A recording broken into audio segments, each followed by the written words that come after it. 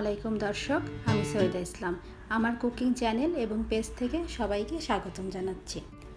কিছুদিন আগে আমার বাসার একটা দাওয়াতে আমি ডেজার্ট আইটেমের মধ্যে কিছু বুটের ডালের বরফি তৈরি করেছিলাম, আর আজকে সেই বুটের ডালের বরফি রেসিপিটাই আপনাদের সাথে শেয়ার করছি।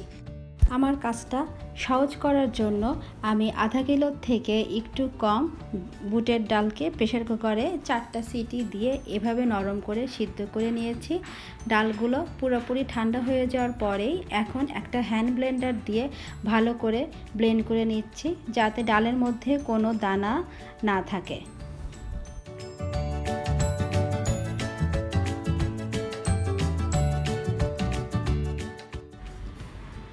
বুটের ডালের বরফি তৈরির ক্ষেত্রে ডালটাকে খুব ভালো করে ব্লেন্ড করতে হয়।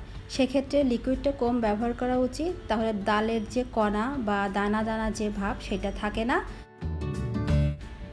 3 টেবিল চামচ ঘি, একটা তেজপাতা, মাঝারি সাইজের 1 টুকরা দারচিনি, 4টা এলাচ দিয়ে দিলাম। ঘি গলে যাওয়ার পরেই ব্লেন্ড করা ডালগুলো দিয়ে এবার গরম মশলার ঘিয়ের মিশ্রণে ডাল বাটাগুলোকে ভালো করে ভেজে নিচ্ছি। 15 থেকে 20 মিনিটের মতো সময় নিয়ে চুলার হিটটা মিডিয়াম আর লোয়ের মাঝামাঝি রেখে এভাবে উল্টিয়ে পাল্টিয়ে ডালের মিশ্রণগুলোকে ভেজে নিব। 20 মিনিট ডাল বাটাকে ভালো করে ভাজার পরে এবার মেজারিং কাপের 1 কাপ দুধ দিয়ে দিলাম। দুধের সাথে এই ডালের মিশ্রণগুলোকে আরও 20 থেকে 25 মিনিটের মতো সময় নিয়ে একই প্রসেসে ভাজতে থাকবো।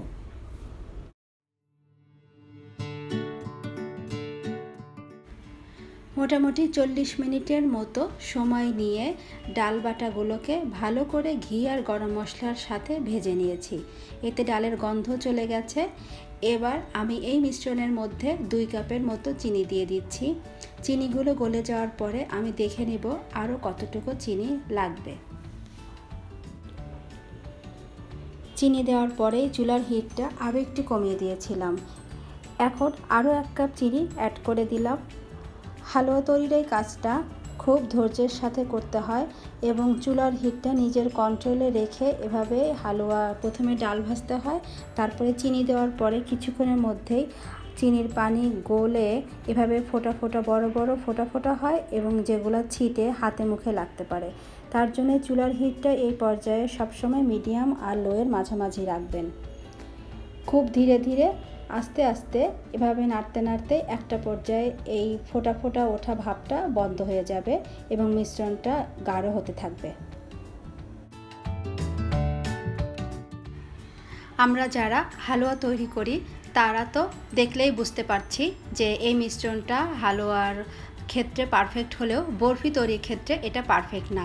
যারা আপনারা নতুন বরফি তৈরি করছেন তাদের ক্ষেত্রে আমি বলে দিচ্ছি, এমন অবস্থা যখন তৈরি হবে তখনই কিন্তু নামিয়ে ফেলবেন না। আরও 10 থেকে 15 মিনিট ঠিক একইভাবে এভাবে নাড়তে থাকলেই আপনার মিশ্রণটা বরফি তৈরির জন্য পারফেক্ট হবে। মিশ্রণটা পুরোপুরি তৈরি হয়ে গেছে বরফি তৈরির জন্য। এভাবে যখন প্যান অথবা কড়াইয়ের তলা থেকে ছেড়ে যাবে এবং একটা ডোর মতো তৈরি হয়ে যাবে, তখনই বুঝতে হবে যে এটা তৈরি হয়ে গেছে। চুলা থেকে নামিয়ে নিচ্ছি এবং ঠান্ডা করে নিব। শুরুতে আপনাদেরকে আমি বলেছি আজকে আমি বুটের ডালের বরফি তৈরি করছি, কিন্তু দেখার সৌন্দর্যের জন্য আমি বরফির শেপে না কেটে এভাবে ছাঁচে ফেলে এগুলোকে আমি তৈরি করব। 3 ধরনের ছাঁচ নিয়েছি। একে একে এভাবে কিছুটা ডো নিয়ে গোল করে তারপরে সেই ছাঁচের মধ্যে ফেলে হাতে চাপ দিয়ে আমি প্রত্যেকটা নকশা তৈরি করে নিচ্ছি।